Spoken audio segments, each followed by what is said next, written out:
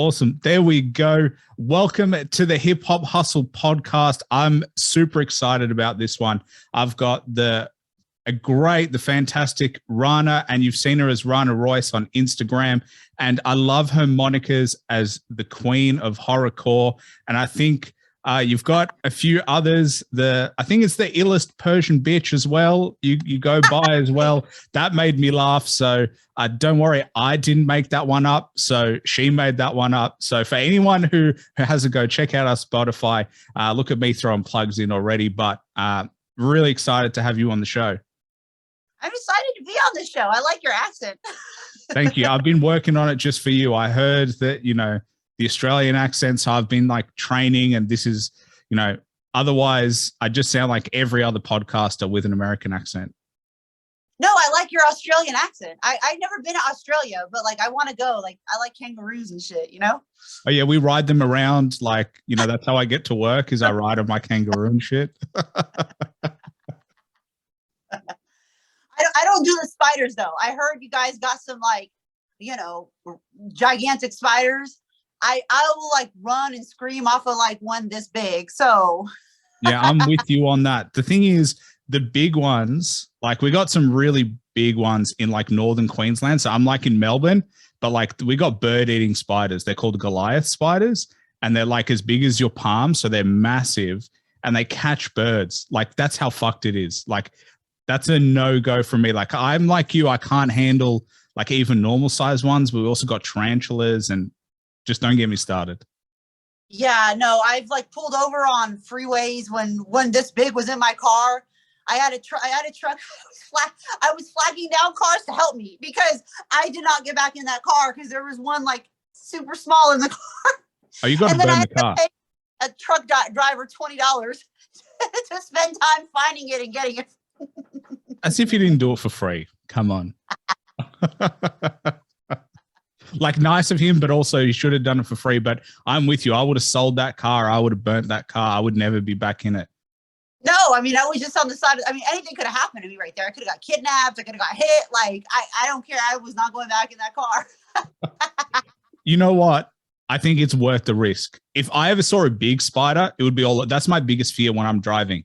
Like a big spider is just there. I don't know what I would do because like I get paralyzed. And for everyone who thinks that I look like a man, that's true. I look like a man, but I'm like a fancy man. So I like luxury. And so dealing with spiders is not that. You're a fancy man. No, yeah, no, I'm with you. I don't do spiders. No. Do you know the funny thing is though, because you do horrorcore music, and for someone who does horrorcore to not be into spiders, it really doesn't make much sense. No, it doesn't make sense at all. Like I can walk by a scorpion, I could walk by bees, I could walk by roaches, but when it like there's something about spiders that just freaks me out. I don't know what it is. I think it's because they dangle, like they can be in midair. You can walk through them. Like I don't know what it is. Their legs, I just don't know. There's just something. But yeah, I don't know. It's really opposite of like what I create. Well, I have a funny story about my video. It probably wasn't a real spider, or it was like a stunt double because those things are not getting on me. Well, there was a time where like I was having a shower, and then a daddy long legs, like there was a spider between me and the door, and I had to call my brother to come kill it because I was like, I can't move. I'm stuck. It's trapped me. And that's just welcome to my life of like just trying to survive in Australia. See, I'm not the only one. Because no. I called the AT&T guy to come back. It was out after we installed cable one time. And I was like, I know this is out of your job description, but can you please come back and get the spider? Because I can't go in the other room. And he's like, okay. So the AT&T guy, poor guy, came back just to get the spider for me. Did you give him a tip, or was he just nice enough? Yeah, no, I do. I take care of people. I like to take care of people. They help me out. I take care of people's time. I'm not like one of those. It's like, oh yeah, come back, spend 30 minutes a day coming back. Yeah, he probably had a story to tell his friends. Yeah, I would tell everybody. I'd be like, you have no idea what I did today. Not my job.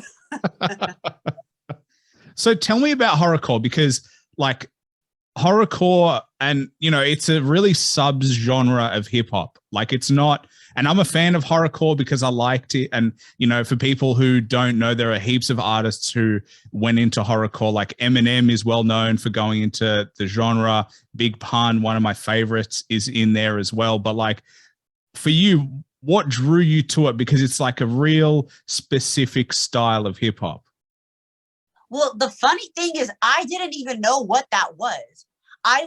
It was just what I was creating, but I didn't know that there was a genre called horrorcore that I fit into until somebody, after I did like my first video, was like, this is awkward. You're like a female, but it's horrorcore. And I was like, what is that? They were like, look it up, look up horror rap, look up horrorcore. That's exactly what you are. And I didn't know. But then I read it and I was like, oh yeah, like this is pretty much what I fall into. It's very lyrical, it's sarcastic. It's real dark. It's kind of like horror themed, you know, it's just how I write. It's just how it's how I write. It's like when I tap in musically, that's like what I create, you know. I don't know.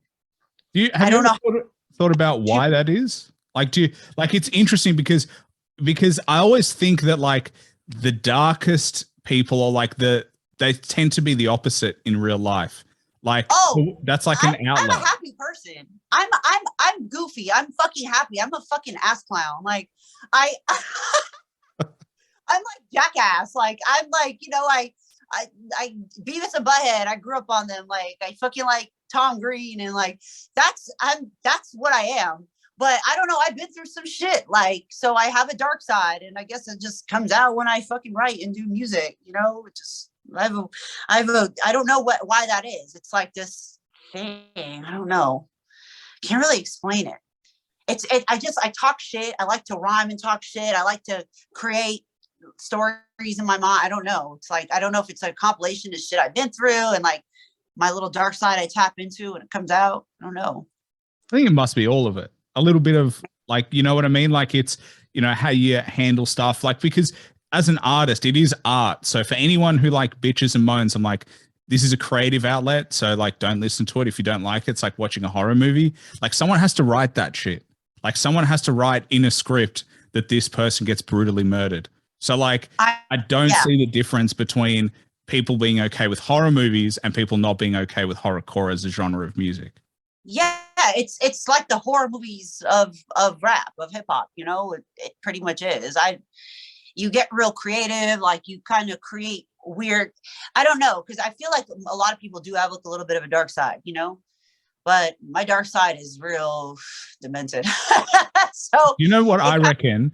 If you don't express your dark side, you have some real dark shit. Like it's super dark. Like the people who talk about, you know, the dark feelings, they're usually like, they got it together at some point, but like, it's the people who like are squeaky clean and never say anything. Those are the people I'm actually scared of.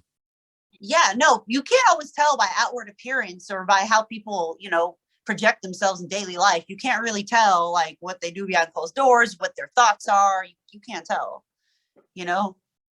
Yeah. And it's always like, you know, the guy who, I know all serial killers, they're like all the, you know, everyone doesn't suspect them. People in real life. Yeah. Yeah. So if you feel, charming. Yeah. Whereas like for you, I don't get a serial killer vibe. So no, yeah. I'm yeah, but they didn't in Scream, they didn't act like it either, right? I'm just kidding. That would, to be honest, if you turned out to be a serial killer, it would go down as one of my favorite interviews ever because I spoke to a serial killer before they were revealed. So before they were revealed. Yeah, that would be cool. And then I'd be on those documentaries where they're like, you know, they interview and you're like, she seemed so nice. I had no idea. So nice. I didn't have a clue. You know, she talked about Beavis and Butthead. Like I didn't have any idea. That would be the best. Honestly, I only thought about myself in that scenario. I do apologize. I literally didn't think what that would mean for you, but. Well, that there would maybe be more sense of horrorcore. Yeah, that would make more sense. Well, how do your parents feel about what you talk about? Because I know if my parents heard that coming out of my mouth publicly, they would be like, what are you doing? Like, why? I mean, I think my parents just knew from a young age that I was just a not normal child, you know? So they don't say anything. I mean, they just kind of know, like, I don't know, like my mom sometimes just like, we're here. Don't say that, or like don't act like that. And I'm like, oh, sorry. But I don't know. They just know I've been, they knew what they got themselves into, when I was like 3 years old, 4 years old, and I was an odd child. So what were you like? What do you mean by odd? I don't know. I was just like wild. Like I didn't listen to them. I just didn't listen. Like I didn't listen to I don't know. I just didn't listen. Like they would just tell me to go left and I would go right. I got lost in JCPenney one time. So I wanted this little rubber duck that was attached to the bathroom key, and my mom just made me put it back, but I didn't take no for an answer, and I was like, I don't know, like 4, maybe 5. So I took it anyways, and I went and hid under one of this display beds. And I don't know how long I was there for, but basically they shut the whole store down. Cops came. They were doing an abduction report. They thought I got abducted, but I was just under the bed with my duck because I was determined and that's what I wanted to do. So, I mean, my mom was happy to see me, but I got my ass whooped later. And then she had me on a leash from that point on. You know what that is? That's called foreign parenting. That's like, we're like, no, we don't take that shit. Like you listen, because my parents are Russian, so like I've got the the Eastern European style of like discipline. Like I would never say anything bad about my parents because it's like it's been inbred that like I once called my dad stupid in the car, and he pulled over and he was like, "What did you call me?" He didn't want my. He was like, "You can walk home." He was like, "You talk like that to your friends. I'm not your friend." So like that's like. legit. So no, I understand. Because are you first generation in terms of your family? Yeah, well, my parents came here when they were teenagers, so to the States. So they actually have met here.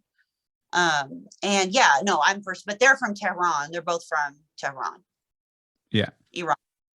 It is weird being first generation, and then because my parents also met here. So like it's weird being first generation, but you have that like, the foreign kind of upbringing in a way. Like you've still got those very much those rules at home. And then when you go out, it's like it still influences everything that you do. Yeah. No, I grew up like in a lot of Persian culture, it was actually my first language. And then when I started going to school, I was like, Mom, don't talk to me like that in front of my friends. Like I got all embarrassed and stuff, because she was talking to me Farsi. But I until I was, I don't know, like what age, but I had an accent when I spoke English when I was little, and then it kind of went away. I think I was exactly the same because I spoke Russian as a kid. Like that was Kaktila, privyet, kaktila. Yeah, kaktila. How are you? Privet, hello. I understand Russian. I just can't speak it anymore. And my dad is like, you butcher it. Like your accent is so bad. And my babushka, my grandma, is so upset that I don't speak Russian. She's like, Adam, you should learn. And I'm like, it's too late now. It's too late now. It's too late. Yeah, after like 14 or 15, people's palates are formed. So to learn another language and roll your R's in this, like I understand it really well. Like one time people actually didn't think I was Persian and they were talking shit about me. It was like a while ago. And then I responded in Farsi and they felt embarrassed as hell. That is a power move. That is such a good power move. That's the best. That's actually the dream for that to happen. I mean, not talk shit about you, but like just to be there and be like, sup. Good timing of like, because I know about you, but whenever I talk, I need to like drink water. Like it's the hardest thing. So I don't know how you guys do it on stage because you just have to perform. Like, do you take many water breaks? Well, I mean, you drink water when you have to, because when you need some, but it's a lot of breath control. You're active and you're moving around. So you have to know, like, you have to know when, like, disbursement of like your breaths, like taking a deep breath, taking a quick breath, holding it in your stomach, really, not doing that, but just slowly as you're talking. It's like people like talk fast. I feel like when you talk fast already, you kind of have like a certain breath control, but it's a lot of breath control for sure. Well, how do you work on breath control? Because something that I notice is breath control when I listen to artists. Like I mentioned Big Pun. To me, he had incredible breath control. And the reason I notice it is because he breathes in like when he raps, but like the length of a verse and the length of like the bars that he can spit is so long that I'm always like, I don't get how, you know, because he wasn't a small No, dude. He no. was a fat guy, but his breath control was amazing. So I always like, how do you work on that? There's different things you can do. There's like breathing exercises. You can like run, and while you're running, rap.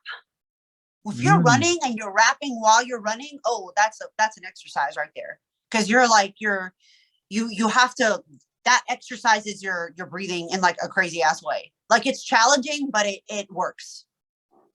Do you often do that? Am I getting too dark on your screen or no? Can you still see the light? No, I can still see the light. Okay, hold on. Let me open the window more because I feel like. Hold on. Sorry. No, that's all right. It's the challenge of like videos and like, you know, home style. This is what we're doing. We're not doing like fancy production. That may be better. See, I fixed it. Do you know? Talking about breath control? Yeah, breath control. It's so impressive. Yeah, breathing in, holding not here, but through your diaphragm. Taking a deep breath in slowly through your diaphragm. It's almost like your stomach expands. You feel your stomach having kind of like a gut, and then you hold that deep breath in. And then you can talk, and it's like exercising, like to how to explain it, to like not let it all out once, slowly coming out. You know? Yeah, that makes sense. Do you know I feel like you and I are both like just a stream of consciousness people. So there's like no filter. We're just jumping from subject to subject. But there's, you know, the people who play the didgeridoo, the Aboriginals in Australia, they can breathe in through their nose while breathing out through their mouth. That like cyclical breathing. Yep. That's what you're supposed to do. And that actually is good for, that's like when you meditate, that's good to do that too. I've never been able to do that. Nose and out through your mouth. When you like breathe, when you like focus on in your master your breathing, like it helps you relax, like it helps anxiety, like it's actually really good for you. Do you know what I found out? Breathing through your nose is really good for you. I used to be a mouth breather because I had a deviated septum and I was just always breathing through my mouth. And then like my brother was telling me that like when you breathe through your nose, it relaxes you. It helps everything that you do. So you should breathe through your nose. That's true. And it filters the air more. That's what your nose hairs are for. Like it filters like dust and shit, you know? Because I always thought like breathe through your mouth, it's the biggest hole. So you'll get more air in. That's my dumb brain. There's a lot That's of breath like, in your fucking mouth. Yeah, I was like, oh, look, I can breathe way more in. And no, I'm just a moron and don't understand science. You're funny.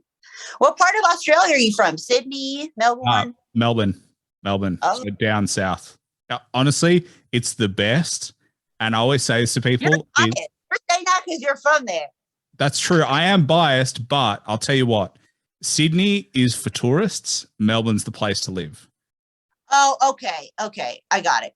That like Sydney's sense. Got like the flash, like the cool shit. And then Melbourne's got like hidden bars. And like when you know where to go, it's the best. But like these days it's a bit different with COVID, with the lockdowns and stuff like that. But I will always maintain Melbourne will be better than Sydney. Sydney people will disagree for sure, but I love it. I was not a fan of Sydney. Maybe where I went in Sydney wasn't good, but like, yeah, I love it here. What you guys are like, what, 16 hours ahead or something? Yeah, it's 12 p.m. right now. So for us. It's 12 p.m. Saturday? Yeah, Saturday. So we live in the future. Okay, yeah. That was you can't go back in time. I beg to differ. All you do is have to take a plane here. You just went back in time. Yeah, exactly. Oh, it's so good. Traveling is the best because I always going to a destination is the best because I'm ahead. But then traveling back, I lose like 2 days and I'm like, oh. Yeah. I think the furthest actually I went there was Fiji. That was a long ass flight. But I know Fiji is like real close to you guys, right? Yeah, I think it's close to the north. So like Australia's a big country. So you're going to get close eventually, but I don't know. For us, like traveling anywhere, especially down in Melbourne or even Sydney, is like 12 hours plus. So I think to get to LA is like 12 hours. I think that's about right from Fiji. Yep. I mean, from LA to Fiji, I think it's about 12 hours. Yeah. It was a long flight. Like that shit was long. I actually don't mind long flights because you can just settle in.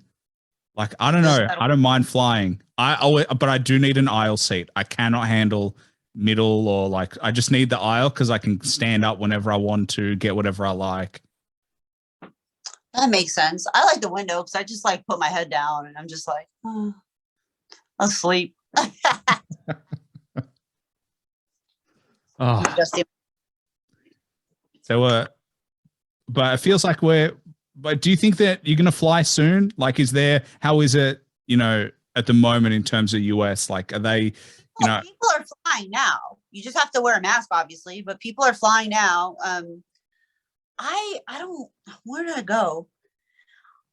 When I did go to the airport, not long ago, it was really crowded.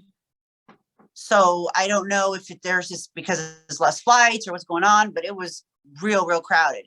And you wear your mask at the airport, on the plane, like, pretty much the whole time, so I'm gonna go somewhere actually soon. I don't know. I feel like people are still traveling, Yeah, because we got it here as well. It's just like internationally. Like I miss international travel. Like I really do. But like, where did you go internationally? Have you ever been to the States? I've only been to Hawaii. So the States is on my bucket list. Kind of been to the States, like not 100%. It's like, oh yeah, I forgot about Hawaii. That's essentially how I feel. Is like Americans are like, yeah, Hawaii is part of us, I guess, but like not really. It's so far away. So I've been. No little entities. It's a little island. Like it's not on our land, but it's like it's U.S. territory. But I love Hawaii. Hawaii is shit. Well, it's like Alaska. Yeah. Oh, it was so good. But like, I really do want to go. I want to go to Miami. I want to like, I don't know. I just want to, because obviously being a hip hop head, like I want to live in a place where like hip hop is everything. And down here, hip hop is getting bigger. But like growing up as a kid, like hip hop wasn't anywhere. It wasn't on the radio. It wasn't what any of my friends listened to. And then I remember even being in Hawaii and in department stores, they played hip hop. And I was like, this is the best. Like this is where I want to be. Yeah, they play it pretty much everywhere. I mean, it's the number one genre, I feel like right now. So it's pretty much everywhere you go. I mean, every city, it has its scene for sure. But a lot of the big hip hop spots, the States like New York, Atlanta, Houston, the Bay has its own little hip hop scene. That's where I grew up. Everywhere. LA has a hip hop scene. Yeah. Everywhere. I'd love to go and just like experience the different scenes, like because they have such unique styles everywhere you go. So it would just be cool to be like, I feel this style, I feel that style, and then just I'm American food. Like in terms of, I want to try Texas barbecue so badly. Like I watch all these videos about like how the smokehouses and shit. And I'm just like, oh, I will get incredibly fat. I'm going to have to run every day just to maintain, my look. Well, I actually love the food in Houston. I'm not going to lie. I don't eat meat, so I don't eat the barbecue stuff, but shit, Houston food it's good. They give humongous portions. Like their chips are like in a whole pot. It's good. Then they cook with soul over there, so you definitely get good food there. And do you know what? I've never had collard greens. I've never had collard greens. They're good. Yeah. I don't eat meat. I like eating that. Or cornbread. I've never had cornbread. Yeah. This is what I mean. Your look is like, this is exactly what I'm talking about. And like, because you call biscuits like, so we call them scones and you call them biscuits. You call them scones? Yeah. I've heard there's scones out here though too. I feel like yeah, I've heard that before. But we also say scones. I think are like more pastries, if I'm not mistaken. Yeah, because we use scones with like the English style, like the Oh, cream and the jam. We don't have like the gravy and stuff like that. So I don't know. I'm just keen to experience it all. Is like, let's go and eat some like amazing food. And then I've heard Miami has amazing food as well. To be honest, everywhere has amazing food. Miami has good. I actually used to live in Miami. Um, they have really, really good. Yeah, they have good food. They have really good Cuban food and uh island food. Like it's good. Miami does have good food. Yeah.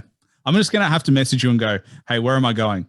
You know, like give Go me some everywhere. spots. Just don't even plan where you're gonna go. Just go.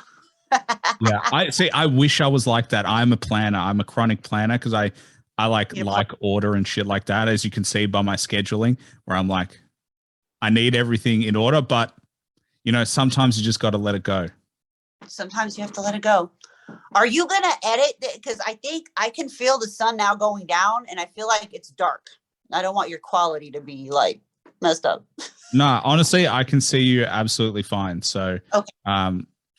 I've done interviews with people in cars, and that's when the interview starts light, and then it turns dark, and then it becomes very I difficult. opened the window, and the sun like now is starting to go down a little bit, and I'm like, oh, I have a light though that I can turn on. Go for it. Yeah, we can try it on. Go for it. You can edit this out if you want, or you can leave it in. I don't give a Nah, shit. I might leave it in so people know what we go through on a Yeah, regular because basis. it's like trying to make sure getting lightings and all that type of stuff. Because do you know what? I feel like a lot of people think that, you know, what we do is like always meticulously planned, but it's not. That's good. That light looks very good. Now you get lighting. Bang. Look at that. See, we go on the fly. That's what we do. Now you can see a little better, right? So like not like a little I was just seeing dark shadows in my thing, but then again I'm like small on the screen, so Nah, I think you're all good. yeah. Do you know what I did want to ask you about is King Crooked?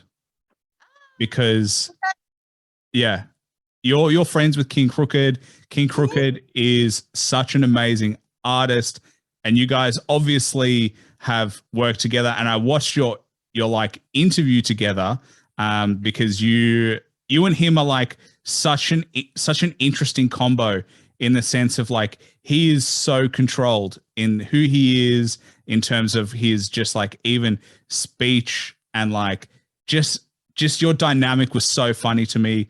And obviously we're talking about the track Wordplay, but how was that of working with, you know, in my opinion, one of the greatest artists right now and obviously somewhat underrated as well? I mean, it was a crazy good feeling. You know, he's on a whole another level of lyricism and like technicalities. Like, I mean, it was dope working with him. And, you know, obviously I was nervous, you know, because you have to stand on a track, you know, with somebody, and, you know, you can only think you're so good, but then it's like, this is like Mike Tyson. This is like, you know, Muhammad Ali of lyrical rap. So, you know, it was dope working with him. He's not only very talented, he's a really dope human being. He's a really, really good friend, good person. Like, he's one of the very few, you know, people left in the music industry that is like a human, like a good person. He's, you know, there's a lot of cutthroat people in this industry, you know, people that will get over on you, play you, untrustworthy, not care. Like he's none of that. So Yeah, I've heard that before about him, that he is very much a hip hop, like he wants to promote the genre and he's not about, you know, putting himself first. He's about putting hip hop first. And that is so cool to see. yeah. No, 100%. Like he's a really dope human and, you know, really about his craft, you know, not one of those that just care about doing any scandal or anything to go viral, or he's about the craft and, you know, just very true to himself and what he believes in. And it's dope to see that. It's really like inspirational, you know? How did you guys work together? Because as I said, you both bring very different energies. Like you're like up and about and you've got so much, and he is just super controlled. And I was watching the video. Mellow. He's very mellow and Yeah. chill, you know. And I'm like wild. We worked together a long time ago. We were both working with the same producers, and he was going to be on an album that I was co-producing. We met a long time ago, and we stayed in touch. You know, he became a really good friend. And then I never really wanted to pursue like rap or be a music artist like professionally. I just something I kind of did, but I didn't really, you know, I used to think I was going to just write for people. That's all I really wanted to do. Like if I could just be in my pajamas and just like, you know, my men's boxers and just write for people, that's what I would have done. But I don't know. I just started like, I did some demos and I was doing it. And then I did a song called Money Rose. And then when he heard that, he's like, I did not know you could spit like this. He's like, you got bars. And like, we started making jokes about doing a track together. And he was just like, and we just kind of, it just fell into it and we just did. And it was dope. Yeah, I agree. But why did you go into music? So like, because it's a big jump, you know what I mean? Between, you know, staying behind the scenes where you do have that control, where you don't have to face, you know, the public figure, and then actually making the decision to be like, okay, now I'm actually putting myself out there like that.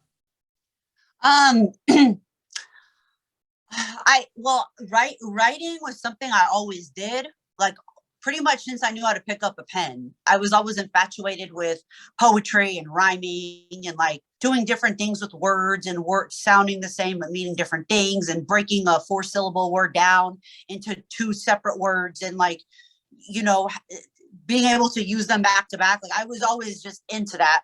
That's like, it was just something I just did, and like I like to do, and I was like good at, like, you know. But then I did a lot of behind the scenes stuff, and I don't know, I don't really like attention or like that, you know. I just kind of like to work and be creative and like, you know, get paid to do that, and not and just kind of stay in my own little, you know, as wild and crazy as I am, I'm like, I'm a real big loner, you know. I'm just like, I like to be to myself and all that. So I did do a lot of behind the scenes stuff. I did co-write for people. Like I wrote with other writers for certain people. I wrote for people. Like I actually could write pop songs too, which is nothing like what I create. It's nothing like it. It's almost like bubblegum pop, you know, but I could write it. So I just started writing, and then I don't know, as I started like doing some demos and doing it and rap, people are like, oh damn, you're a dope rapper, you're technical, you should take it seriously. And I never really took it seriously. But then when I started co-producing and producing for other people, and I started jumping on stuff, people were just like, you need to, you're dope, you know, you're real creative, like you have your own vibe. And dude, I was just like, all right. So I just kind of started, and you know, it's a little outlet for me, you know. Yeah, well, I mean, I do agree. And because the cool thing is that you didn't just decide to be a rapper or an artist straight away. Like, it's not like you were out of the industry first. Like, you actually started in the industry, because correct me if I'm wrong, but you were like an executive as well. And because you went to college, and like you made your way up like through the business side of it before you went into the creative side of it. That's true. Yeah. I mean, I got my, I have my bachelor's degree in business management, and I worked at a record label. I was doing a radio promo. So I was pushing like artist songs, and, you know, in the radio world, you know, payola, people pay to, but I used to just call these radio people, and like I established relationships with quite a few. They used to like me so much that they used to just play anything I would send them. Like they used to have their prank call hours, like I used to prank call, I used to fuck with them, and they used to crack up. Like I used to just call and mess with them, and like they liked me so much that they just would play anything I would send them. So I would get artists like airtime without, you know, doing the payola thing and all that. I did that, and I started booking rock bands for shows in LA. So like House of Blues, Viper Room, Troubadour, where else? A couple more places, but I was booking rock bands for shows. So, and I grew up not just on hip hop, but rock too. I like rock music. Well, we can hear a bit of it in your like hip hop beats, because they're not they're not like boom bap, they're not trap. You do definitely have that rock kind of sound in there for sure as well. Yeah. I like that. I love that sound. So it's like part of like me, I guess you could say. But yeah, I was booking bands for shows, and then I produce a lot. So I did like a lot of mixing and a lot of real intricate mixing, like this needs to come up, this needs to come down. I don't do this stuff on the computer, but neither does Quincy Jones, So I was mixing a lot. I was like, this needs to come up. This is too loud. This word is louder than this word. And it could be a situation where somebody just stepped back from the mic and then step back into the mic. So I could hear little things like that. And the people that I was producing with were just like, your ears are fucking crazy. Like, how do you hear that? And they didn't hear it. And I had told them over, no, trust me, this is lower. And they were like, it's not, it sounds good. And I'd make them listen to it on earphones and on the computer and on a speaker and in the car. And they'd be like, I know. And finally one time, like, they just zoomed on this one word and it was like half a dB less. And they were like, how the fuck did your ears hear that this one word was half a D? I was like, I don't know. It just sounded lower. Half a dB is really small. Like, because for anyone who doesn't know, like, that's sound. It's measured by dB, but like, because obviously I edit the podcast as well. Half a dB is such a small difference. Like, it is so small. So for you to be able to pick it up, also considering, there is music being played, that you can hear the difference in that is unreal. I would have been like, damn, I would have been like, how? Like, what are you talking about? Well, I think it's because I have big ears. Like, I was born with ears the size of my head, right? Like, they used to call me Dumbo when I was in kindergarten because my ears were like hella big. And I kind of grew into them, but they're still like fairly kind of big. Like, I see people with small little cute ears and like I have like big ears. So I think it's because my ears are big and like there's like the hole is bigger. So maybe like the sound travels inside of it. Yeah, you're starting to sound like my breathing through the mouth idea, to be honest. I'd be wary of heading down that path. But yeah, I got small ears actually. Yeah, look at those. Oh, see, you have tiny little cute. Oh, they're so cute. Yeah, they're so small. That's why I hide them in the headphones. Nah. No, you have small ears. I don't know if it's because my ears are big and that has something to do with it. I don't know. Oh, actually, I did watch one of your Instagram stories the other day as well, and I saw with your ears, and you were putting. Yeah, you've got a hole in your ears. And I was like, that is. Oh my God. So I had a bar piercing, right? This piercing here is like a normal piercing because the skin, you could pierce it. But because I'm just like crazy sometimes, I wanted to do like a piercing nobody had because I don't like to do shit people have. Like, I like to be kind of like original, you know what I'm saying? So I did this and she kind of let me know before she did it that there may be risk. And I'm just like, no, I'm okay. I won't sleep on it, but I'm a really bad side sleeper. And I unconsciously, like I was probably rolling into this position. So the back of my ear, I don't know if you could see it now. It's like really crusted. So it was like hurting really bad. And it would I would feel it wet. And it's just like a bunch of wet blood was coming from the back of my ear. And I'm just like, wow. Oh yeah, maybe it's just irritated or something. So I went back to her because I got some more little shits on this side, and she's like, I think your bar is going through your ear. And so she looked in the back. It was so painful. She's like, I could see the bar through the back of your ear. She's like, it's a hole that's starting in the back of your ear, and if you don't take it out, your ear is going to pretty much be sliced. I was like, oh fuck. I was like, I don't need more attention on my big ass ears. So I was like, take the shit out. So she had to take it out. So I have to wait for it to heal. I'm going to do some more, but I really like that little bar. It's like, I love that your concern is like, I don't want people to look at my ears as opposed to the cut in your ears. Like you're like, oh, it would be so annoying if people kept looking at my ears. And I would be like, yeah, but what about the cut in your ear? You're just like, nah, it is what it is. Yeah, that shit was crazy, but RIP to my bar, and it's still healing, but it does feel better. Actually felt better like after 15 minutes when she took it out. It felt better. It looked rough. It honestly looked really painful.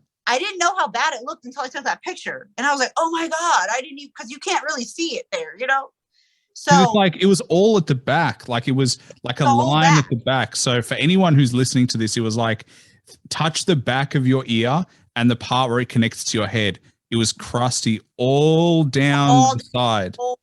Yeah. I was like, damn, I should have probably listened. That's the problem. Like, I don't listen, and like I learned the hard way, and that was just like a real live perfect example. But are you going to bring it back? Are you going to, once it heals, are you going to do it again? No, once it heals, I'm doing a couple other ones. I'm doing this one here, the one that she suggested I do, but I'm like, I've seen people with that. I don't want to do shit people have, because I like to be like, you know, like I just like to do my own shit. So I'm going to do a few more, but I have to wait like 2 months, she said. I was trying to do it the same day, and she's like, you're crazy. She's like, you're all swollen, you're red. She's like, you cannot do it the same day. And I was like, fine, I'll just start on my other one. I feel like she was like, you are one of the most unique clients I've got. Like you're going through pain. You're like, your ear's about to fall off and you still want to get more. I've been told that. People are like, you're like the craziest person I know. In a good way. Yeah, in a good way. It's like, you're like crazy with the shit that you want to do. And like, but do you know what it is? It's a good thing, because the best people are kind of crazy. Like I always think that if you're normal, you're boring. And so like, that's, yeah, to me, it's just, it makes you unique and it makes you who you are and it makes you create the shit that you create. Otherwise, it would just be the same thing that everybody else does. Yeah, if they're too normal, I just fuck with them and bring them out of their little shell.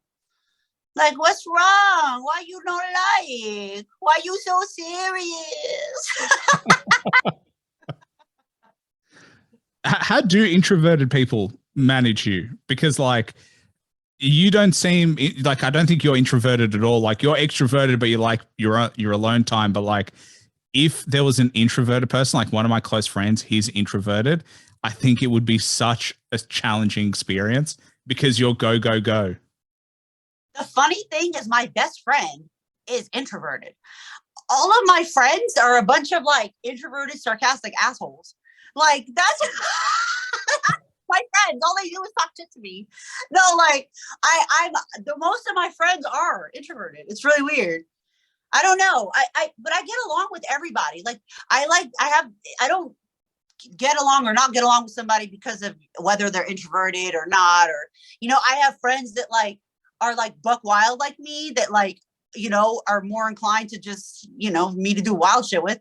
And then I have my introverted friends, and that's more, I don't know, that's more my everyday thing, because I am kind of like, you know, to myself and all that. So, but if an introverted person like meets me right off bat, like I can read, like I don't like try to overwhelm them, because sometimes those people have anxiety and like I don't want to be the person to shake them up. But I don't know, like I guess it's more, a lot of people are introverted because they're shy, or because, you know, they have social anxiety. So sometimes I just like talk to them and like try to get, you know, them to talk about themselves, and like, you know, I try to make them comfortable with me, and then I start acting like an ass clown, and then they accept it. You know what I realized? Introverted people only act introverted in like social settings, but if you're close to them, they are as outgoing as anybody else. They just need to feel comfortable, because yeah, my introverted friends, they talk so much shit, and it's like, you can do that in real life as well. Like you don't have to just do that with me, and it would be nice to see you talk shit to others as well. They do. They just, you know, it could be a social setting thing, you know, or like in a group of people. And I understand that sometimes in a group of people, like I'm the quietest one, believe it or not, you know, just because I also, people have their moods. Sometimes they're feeling, you know, a little more risque. Sometimes they're feeling quieter. They don't feel like being around people, and they just want to be around like an animal. Like that's my mood most of the time. But it just depends on people's moods too, I guess, you know? Yeah, I definitely get that. I mean, everyone thinks that I'm like this all the time as well. And I'm like this a lot, but I also get to a point where I'm tired and I'm like, just leave me alone. I need to recharge. Like I need to just, because I can't be alone for too long, but I also can't be around people for a long time either. I've got like a real mixed personality in that. And it's like, if I'm alone for like 3 days, I'm going crazy. Like I need to speak to people. Like I need that energy at some point. Yeah, I mean, I think people need to like recharge and reboot and can't be around people 24/7. But then when they're alone 24/7, they get like bored and lonely and shit. So they want to like let it out, you know? So I think a balance is always a good thing. Well, that's why I feel like marriage is hard, because like living with your partner all the time, like, you know, you go to work, you deal with people, you come home, you deal with people. And it's like, sometimes you just don't want to deal with anybody. Yeah, so you just tell them, leave me the fuck alone. Yeah. Some people handle that a bit better than others. Some people are like, oh, what did I do? It's like, I just need some time. Somebody tells me leave them the fuck alone, I get it, because I feel like that a lot. So if I never take it personal, I'm like, oh, they just like want to, they just need, yeah, I don't take that shit personal. Well, do you know what I like about you? There's no beating around the bush. Like there's no, like, you know how you feel. Yeah, no, of course. Like I don't know. You have to so I have to be careful, because sometimes when you're too upfront, or like there are people who get like their feelings hurt hella fast. So you have to like say things. It's not like what you say, it's how you say it, you know? So you have to say things in a certain way to where somebody doesn't feel like attacked or something, or like somebody doesn't feel like you're picking on them or offended. Because yeah, like the people I'm around and me, it's like we're just so direct and upfront. Like the shit we say, if we said it to somebody who maybe didn't know us well, they would maybe take that shit like real hard. So you have to be careful with what you say to people. Like there's a way to say leave me the fuck alone without saying it like that. Say, excuse my energy today, I'm a little tired. You know, I didn't get much sleep. It's not you. I'm not really myself today. And then they know it's not them. Yeah. But then if it's like somebody you're cool with, you're just like, leave me alone. Like I'm annoyed right now. And they're like, okay, no worries. Yeah. Yeah, I agree. Although I will say, I always say to my friends, because my tone, like when I say jokes and when I make fun of people, like my tone is really deadpan. Like I've got very dry humor. So like sometimes I've got to be like, you got to understand it. Everything I say is a joke. I'm not serious, because some people just can't tell that I am joking, but like 99% of what I say is just absolute bullshit. And I don't mean any of it. And I'm just doing it to test you. And I'm just doing it to annoy you a little bit, just to see how you react. Because for me personally, the reaction is the best part. I'm like a child. Like I want to see you react. That's what I want. I want you to be shocked. And I want you to be like, oh, you can't say that. That's exactly what feeds me. The reaction of people. No, yeah, you have like a monotone, like you're pretty monotone, but that's cool, because it's like I don't know, you have like a good voicemail voice. Like, hello, you have reached the voicemail box of da da da. Do you know what it is? It makes a lot of people feel very comfortable, because like even when I'm annoyed, like my tone doesn't really change, but it's because my real life job, I manage people. So like people, yeah. So I manage a team of salespeople. So yeah. Well, I mean, I'd rather do this, but you know, I got to make money as well. Anyway, before we get into my personal life troubles and you know how to make money, the challenge that I've had is like, because I am so like deadpan, people like, Aaron, you got to be like happier, and I'm like, I'm happy. Like this is me happy. I'll never be the happiest outwardly, but know that I'm happy, and it's just who I am. Like I'm never going to be the most excitable, and I'm never going to be like really sad. Like you won't really know where I sit, because I kind of just always sit in the middle. That's you know, but that's good though, because if people wear like their emotions too much and they're angry and it's like all of a sudden they start yelling and shit, it's like, whoa, shit, like the little stick out your ass, not that serious. Yeah. Oh, yeah. And I always warn people, I'm like, you probably won't know, but just trust me. I'm joking. I'm always joking. So like just as a heads up. So prepare for it emotionally and mentally, because I'm always going to be talking shit. That's a good thing. That's lit. Yeah. Speaking of lit, when are you going to drop a full album? That's the real question. There's reasons why I'm not doing it right now. I'm focusing right now on a couple singles. I'm going to do I have a couple things I want to do before I do a full album. And I'll probably explain why I waited to do a full album later. I mean, I could do one now. There's just reasons I'm not.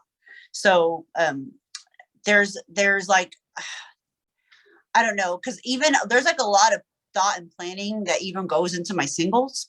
So when it's a body of work like that, I'm going to have a reason of why I use instruments, why I put this song after this song, why there's like going to be a whole story behind it. Plus I'm waiting for some other reasons to do albums. So an album, I don't know when I'm going to drop an album, but I'm not doing it this year, probably not next year, but I am going to be doing some singles and some other things in the mean and in between. Well, I do agree that the album construction is definitely really important. When I started this podcast, it was actually an album review podcast, and it was oh, really? Yeah, we used to review hip hop albums, and it was with two of my friends, and it was my catchphrase. Album construction was my catchphrase that like I always talked about. So I get it for sure, but I know also as a fan, I'm like, I'm keen to see what you can do because, you know, in singles, it's a one style of work, but then in an album, it's like a true test of an artist to be like, can I really do a body of work that flows really well? Can I do it in a theme? Because I feel like there's a few artists who can't do that. There's a few artists who just bang out singles, but they don't know how to put a whole project together. So I think it is a true test. And, you know, from my perspective, purely as a fan, I'm like, come sooner, but also at the same time, like you want that project to be as good as it can be. Yeah, you want it to be fluid and like cohesive and be able to like encompass what you want it to encompass without it like not making sense, if that, you know what I'm saying? You want it to kind of make sense a little bit. But I have different sounds, like, you know, like I'm like, you know, I'm lyrical, but I'm like, I like rock, and it's just different things that's going to be embodied into it.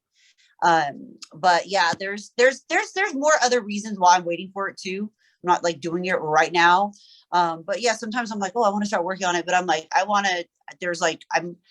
say the reason why later, but like I am waiting like for a little while to do one. So I'm not trying to. Do you have an idea for it? Do you have like what I have idea for it? I actually even know what I'm going to call it. Okay. Because that's the first thing that comes. Yeah, I already know the name of what I'm going to call it. So I already know what I'm going to call it. You know, I'm just kind of. I mean, I don't have the songs for it yet because I have my next two singles mapped out, but like I don't have the songs for this one yet. But yeah, no, I just want to wait a little bit because for like reasons of, you know, I have other things I'm doing. Plus, it's like a thing I need to just put a certain amount of time out to really plan it. I want it to be, because it'll be my debut album, so I want it to be like, you know, fucking Illest Persian bitch come with a debut. You gotta come correct. You know what I'm saying? Yeah, you can't call yourself the queen if your first album is trash. So it's that is just facts, but I'm sure it won't be. I'm confident it won't be. So I think it's more just we're all keen. Do you know how long you want to make it? I think everyone these days, like the challenge right now is figuring out how long, because I know the song numbers I'm going to do. Like I have the blueprint. I already have it. Like I know I've been knowing this for a while, but then like I want to be able to execute it, and like how I want to execute it, not because people are asking me when I'm going to drop an album and I'm just rushing to put some. I want it really just, it's a body of work, you know. It's not a single, so it's a little bit of a different. You're thinking in a different realm, you know. It's like writing a book versus writing an essay. Yeah. You know, that's how I'd compare it. Well, you're more controlled than I am because I would just be going for it. I sometimes can't. Sometimes that makes a better album though. Like sometimes people that just kind of don't think too much about it come up with the best. Like sometimes people work like that good, you know. I mean, I've done it to where I recorded a verse one time and then I wanted to like see if I can top it, and I did it like 8 or 9 more times, and that first one was the best because it was the most natural, you know. So sometimes on the good. Yeah, I think sometimes it's weird because the pursuit of perfection almost makes it not perfect. And there's this weird kind of balance of overthinking something where you just work on it so much that it is so different to what you really wanted because you just couldn't get out of your head. And I think that's a lot of, like, I've interviewed a few artists who struggle with that. And then I've seen artists who do the opposite and they release 5 projects in the space of a year. And I'm like, I don't understand how you even have the lyrics to be able to release that. But I think it just depends on what type of artist you are and figuring out, you know, the best working rhythm for you while also making sure you keep the integrity of the project.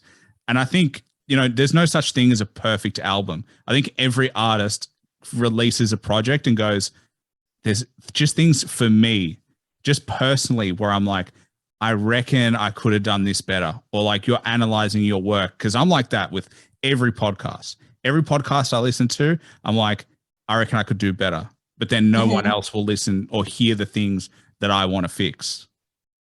Yeah, because but your ears and your eyes are trained to something also, you know kind of how you want to put your work out, you know. But being overly perfection, it's really good in certain areas, but it's not good in your personal life, and it's not always good when you're creating, you know. It's like a lot of singers, you know, they some of their best stuff was their earlier stuff because now they're recording shit 400 times and it's almost too mechanical versus it being more emotional and natural and less robotic, you know. Yeah, I agree. I think, you know, I always wonder what even the greats in the music industry think of their own albums. Because I think there would be a few who are like, I know objectively it's good, but I don't like that song, or I don't like that track, or I don't like how I performed it, even though everybody loves it. Yeah, no, there's definitely people who put stuff out and like they don't like it after, but everyone likes it, you know. It just you're your own worst critic. You're listening for things that nobody else is really listening to, you know. And I think you don't listen as a fan. Like no one listens to their own work as a fan. No. You listen to your work as a critic and a creator, and you always want to get better as well. There's no such thing as like no artist has ever, well, no great artist is like, I'm done learning or I'm done progressing. They always want to improve. So that also doesn't help because you look at your work and you're like, I just need to do better than that.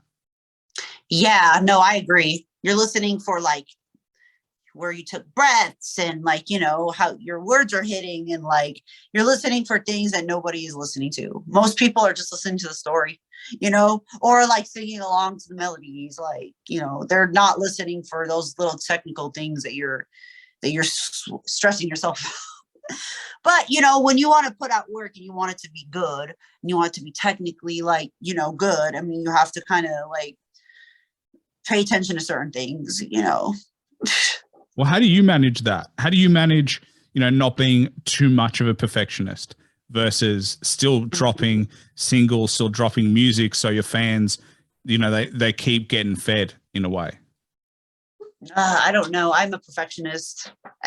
Everyone that's around me will say that, and they'll probably say it's like unhealthy because I'm a perfectionist. Everything is like needs to be, I don't know, super on point. So I don't know. It's you have to just, because if something isn't like to my standards of what I consider perfect, like I don't want to put it out, you know. But then if you're doing a freestyle or something, you can't be a perfectionist. You have to just be natural and, you know, not overthink stuff. But when you get to sit with a project or single or something, like if there's something that could be made better, I want it to be made better. If that means postponing putting it out, you know, some people are just like, I need to put this out. And I'm like, no. Jay-Z said that one time. He's like, I don't care what anyone else is doing. I'm doing stuff at my own pace, and I'm not looking at what anyone else is doing. And that's real. That's like that's how I think too. I'm not paying attention to speed. Like I want quality, you know. I think all the greats do that. When I look back on the history of like the best projects, they always take time between the previous project. Very rare is it that you have a, you know, platinum album followed by another platinum album within the space of 6 months or 12 months. They usually take years to make at least. They don't do that, you know. Like a lot of them take their time. Plus there's people have like other things that they, you know, have going on in their lives, you know.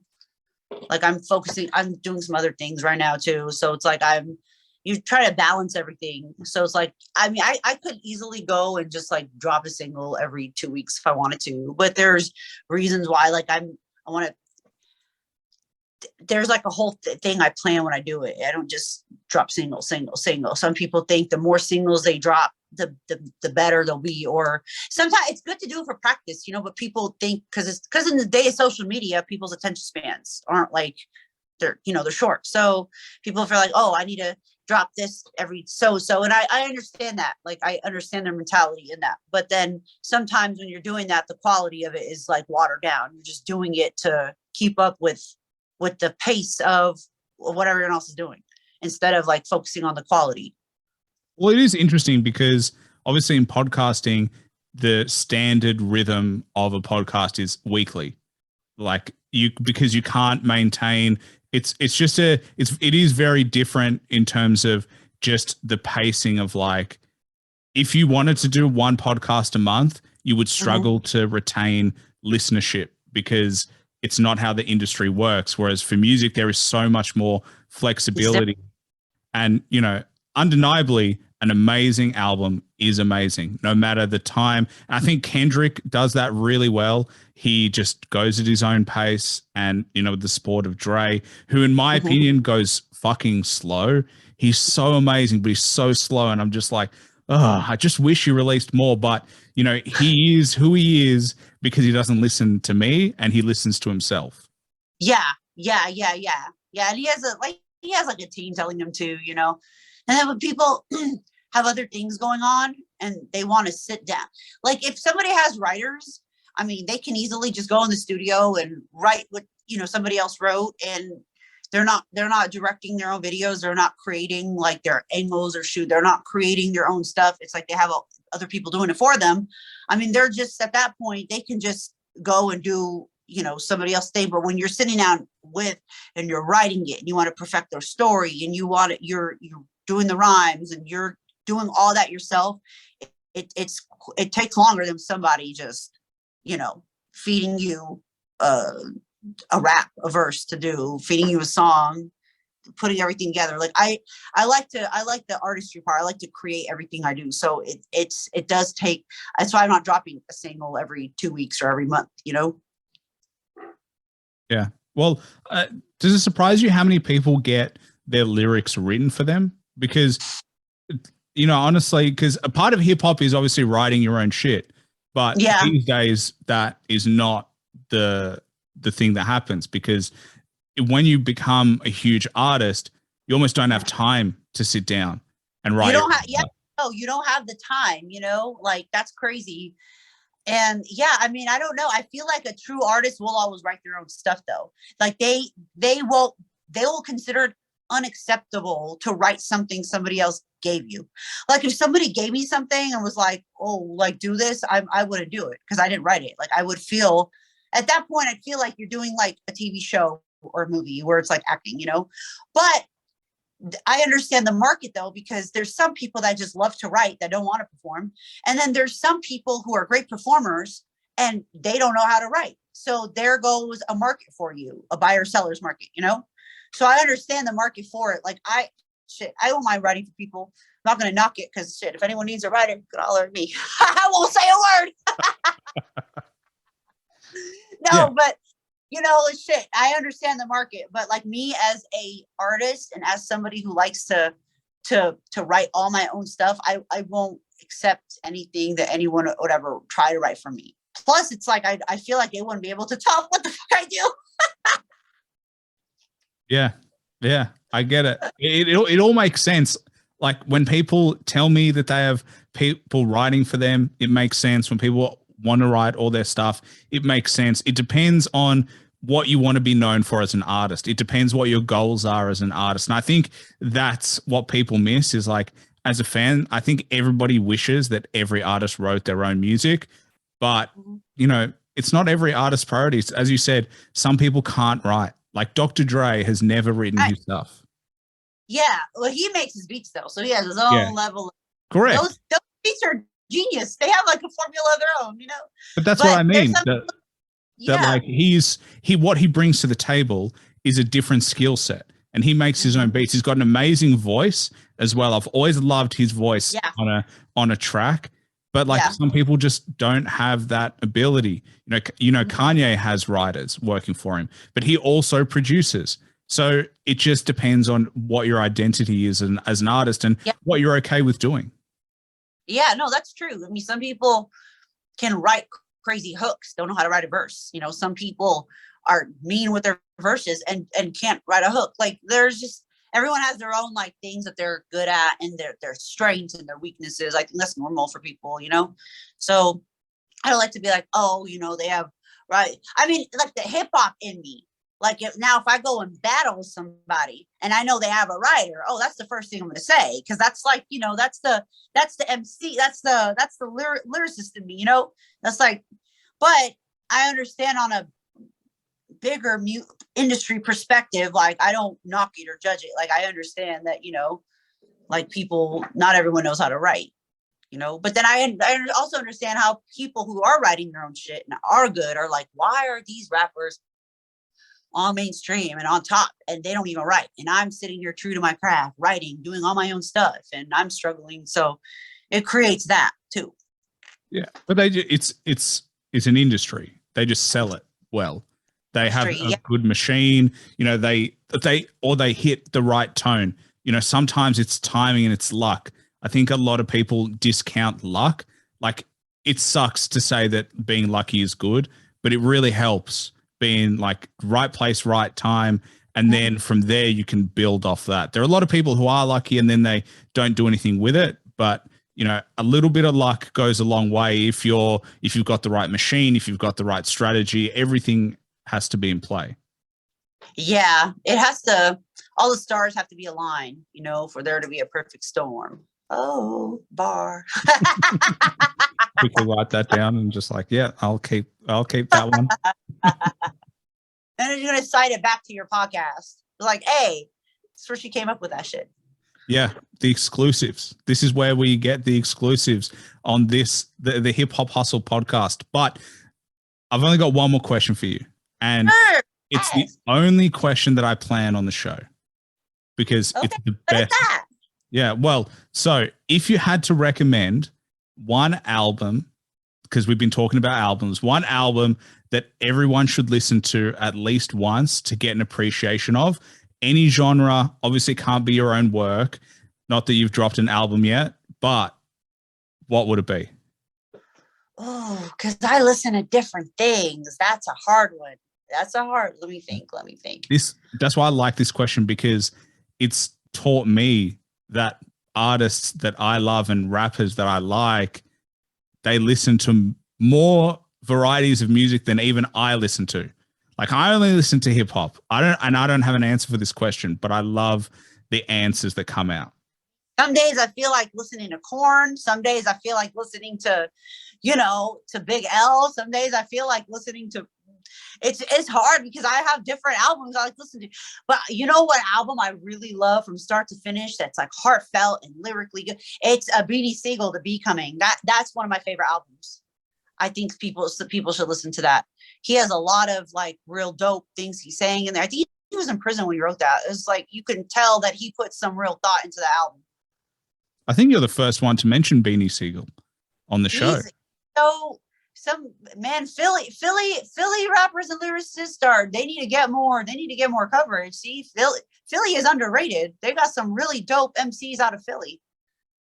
Well, Beanie Siegel, Becoming, I like from start every single song. Sometimes you want to skip over a song. I don't want to skip over any song on that album. It's all dope. Like the hooks are good. It's very, you could feel it. Like you feel his pain. You feel what he's talking about. It's really good. Well, there you go. Make sure you check it out. Ranna approved. Obviously, I appreciate you coming through. I appreciate you coming on the show. We've talked about everything under the sun, literally from spiders to albums to writing, whatever it is. We had something for everyone. If you want to see pictures of her ear, yeah, we talked about that as well. Make sure you check out her Instagram, Ranna Royce. Yeah, there it is right there. It'll be on my YouTube, so you can check it out as well. Obviously, I'll do some promos, but obviously I appreciate you coming through. Is there anything else you wanted to plug? Anything else you wanted to shout out before we finish up? Shouts to you and your podcast. Thanks for having me on.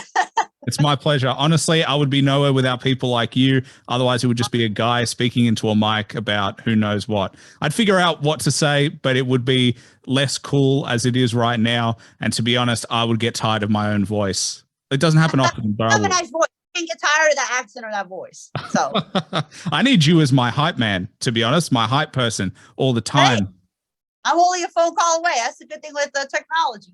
That's true. That's true. Talking in Australia, write me in. So you need hype. Let me know. Fingers crossed we get to travel, and hopefully you can come down to Australia soon, ride on the kangaroos, all that fun stuff that we do down here. Don't threaten me with a good time.